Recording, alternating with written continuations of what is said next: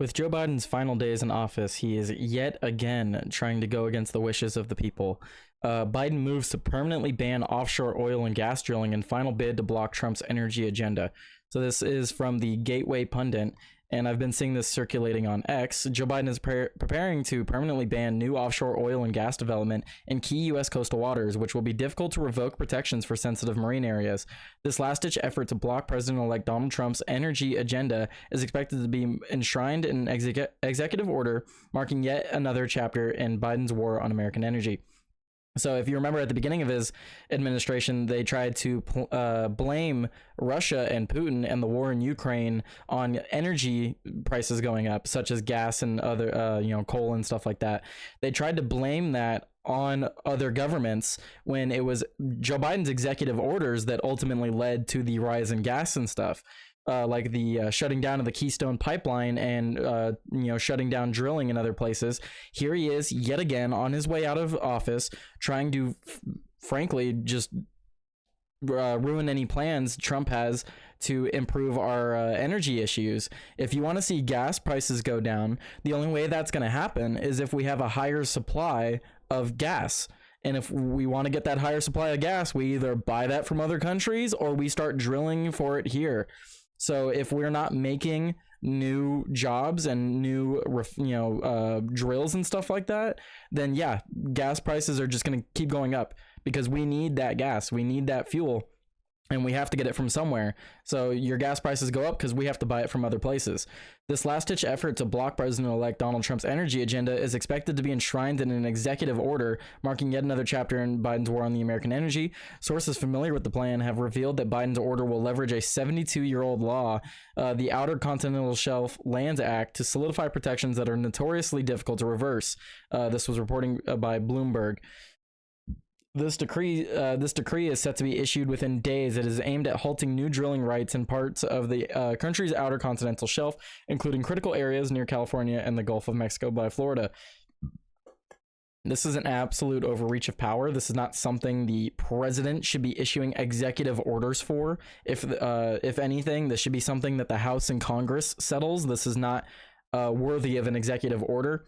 As we've seen over the past couple decades, the executive orders have just become more and more ridiculous. Even with Donald Trump, they were issuing executive orders left and right, and that's not any way to get law passed. That's not a good precedent to be setting, because the more we do that, the more it becomes meaningless, basically, because who cares about Congress or the House when the president can literally just put out an executive order and be like, my word is law. And that's that. It's so incredibly stupid. And not to mention just the absolute BS that is this. Like, why are we doing this? It's supposed to protect like ocean life and stuff like that. Do you think China cares? Do you think India cares? Do you think Russia cares? Do you think they're doing that? No, this is another way that Joe Biden just wants to see, or this is another way Joe Biden is forcing the United States to be on a lower level than these other countries. These other countries don't care about climate change. They don't care about protecting the environment. And that's another thing when it comes to climate change and stuff like that. If it's such a big issue, we aren't even the largest producers of carbon. That would be China and places like India and other countries that literally have massive dumps where they burn rubber tires. So we are not the main issue in that, and the more that we put restrictions on ourselves, the more we'll see ourselves fall in the world. Biden is set within days to issue the executive order barring the sale of new drilling rights in portions of the country's outer continental shelf, according to people familiar with the effort who asked not to be named because the decision isn't public. The move is certain to complicate President-elect Donald Trump's ambition to drive more domestic energy production. Unlike other executive actions that would be easily undone, Biden's plan declaration is rooted in a 72-year-old law that gives the White House wide discretion to permanently protect U.S. waters from oil and gas leasing without explicitly empowering presidents to revoke the designation. The move responds to pressure from congressional Democrats and environmental groups who have lobbied Biden to maximize permanent protections against offshore drilling, arguing the action is essential to safeguard vulnerable coastal communities, protect marine ecosystems from oil spills, and fight climate change. Biden administration officials have been considering the approach for more than 2 years, though their efforts intensified after Trump's victory, as the outgoing president sought to enshrine new environmental measures before the end of his term. The fresh offshore protections are in line with similar recent Biden actions to protect the areas from industrial mining and energy development, including a formal proposal issued Monday to thwart the sale of new oil, gas, and geothermal leases in Nevada's Ruby Mountains. So here we are yet again.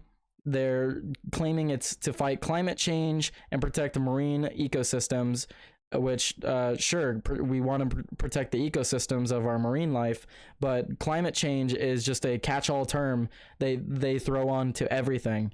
Does man-made climate change exist? Maybe. But we certainly aren't the major producers of it.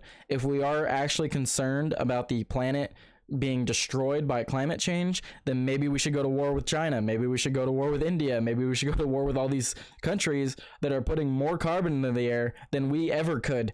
And the more we limit ourselves, the more we hinder ourselves in advancing technology and advancing production, we are just going to fall off the top of the world stage, because China is just going to keep on pumping. They don't care. They don't care what it does to the environment. They just want to be on top, and they will be on top before you know it. And then we'll be living by China's rules, because they'll have outpaced us in everything. The Gateway Pundit previously reported that Biden regime announced Monday that it will bar oil, gas, and geothermal development in northeastern Nevada Ruby Mountains for the next 20 years. This sweeping restriction covered an estimated 264,000 acres of federal land and effectively halts new energy exploration in the region. So in the United States alone, we have enough oil and gas to supply the entire planet for the next like 500 years. And that's actually not even counting the whole country. I think that's like just Alaska, or it's just Texas. The point being is we have plenty of oil here, but the federal government refuses to mine for it because they cite environmental protections and climate change, which who gives a damn? Because without oil and stuff like that, we will die. The only reason we're at 7-8 billion people on this planet is because of the discovery of oil and gas. So if we don't have that, like Greta Thunberg wants, they want to, or the Just Stop Oil people, sure, let's say we stop oil overnight. The entire planet just stops oil. How long do you think before the population collapses? That means no more fridges, no more anything electrical, no more gas, no more cars, none of that. And for those people that want to say, oh, electric cars, no. Where do you think the majority, over 90% of their energy comes from? Because it's not solar panels, it's not wind energy, and even then, wind energy needs oil to lube the gears. It really is that simple. But here we are yet again. Joe Biden just trying to ruin the country like he has been the past 4 years. Him leaving office could not come soon enough. We also have this story from The Guardian I'll quickly go over. Mike Johnson has secured the U.S. House speakership after facing internal dissent. There's not a lot of information to go over here, but he was sworn in as the speaker yesterday. This is being recorded on a Saturday. So he was sworn in on Friday. After initially facing internal dissent, the Trump-endorsed Republican Mike Johnson secured the House speakership in the first round of voting on Friday. 3 Republicans didn't vote for him the first time around, but on the second vote, 2 out of 3 of the congressmen did decide to vote for him. The only one that didn't is Thomas Massie, which he's apparently getting a lot of hate online for. But I'm actually kind of with Thomas Massie on this. Unfortunately, Mike Johnson had the votes from everyone else in Congress, but he is the speaker. He has been the speaker for a while now, ever since McCarthy was ousted.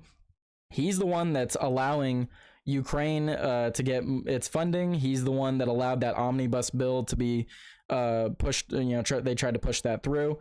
Ultimately, it falls on him as the House Speaker. He could have been setting up things to where we have individual bills for the past 8 months, but instead he waited till right before Christmas to try to push all this crap through. So ultimately, I don't like Mike Johnson right now. He has not done anything good. As far as I've seen, he's just been helping Democrats and kind of helping Republicans.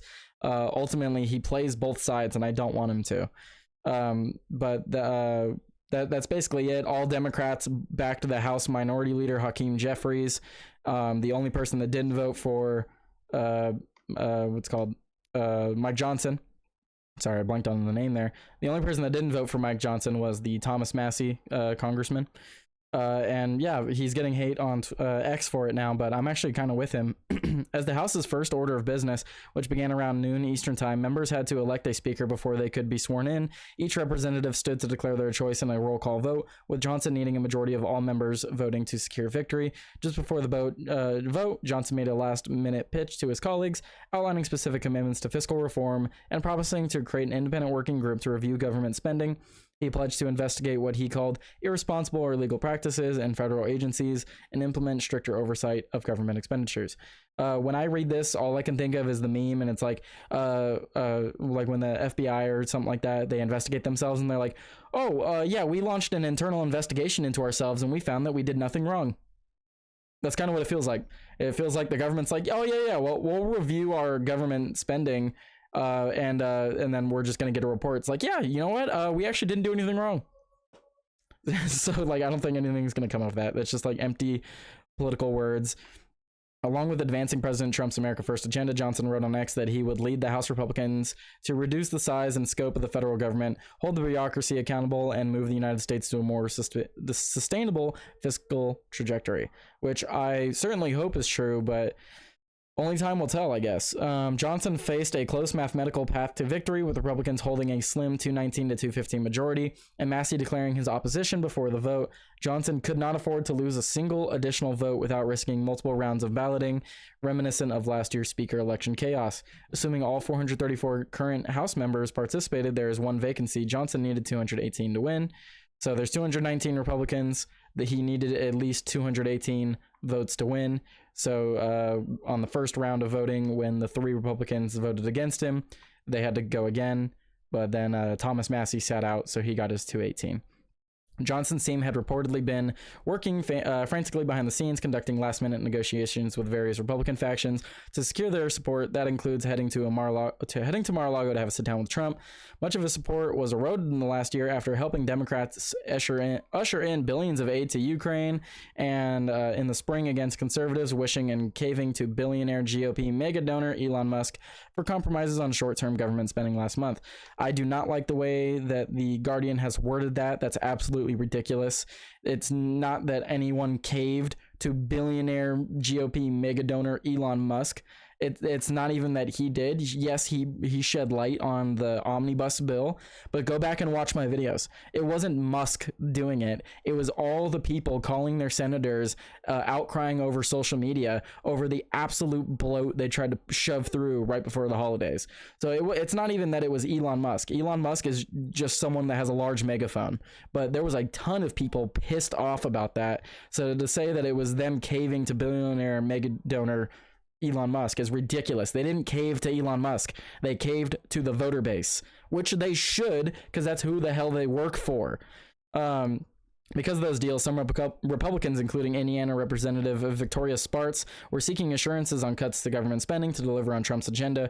If Speaker Johnson wants to be Speaker, he needs to lay out a plan and commit to that plan, not like what he did last year. Spartz said on Fox News earlier this week, "I can give him a chance, but I would like to hear from him on how he's going to be delivering this agenda." The Speaker election in January 2023 required 15 rounds of voting before former Speaker Kevin McCarthy was confirmed. Johnson emerged as a compromise candidate in October of that year following McCarthy's removal from the position, when 8 Republicans went rogue to vote alongside Democrats, the first such ouster in American political history. But in my opinion, McCarthy is much worse than Mike Johnson. Mike Johnson is slightly better than McCarthy in the least, but he can still be way better. But that's the news for this story. In summary, Joe Biden is again trying to ruin your energy prices, and we have officially begun the new Congress, and Mike Johnson is Speaker. Thank you guys so much for tuning in. If you like the content I do, then please like, share, and subscribe. Comment down below if I missed anything or if there's stories that you want me to cover. With that, follow me on X, and I'll see you guys later. Peace out.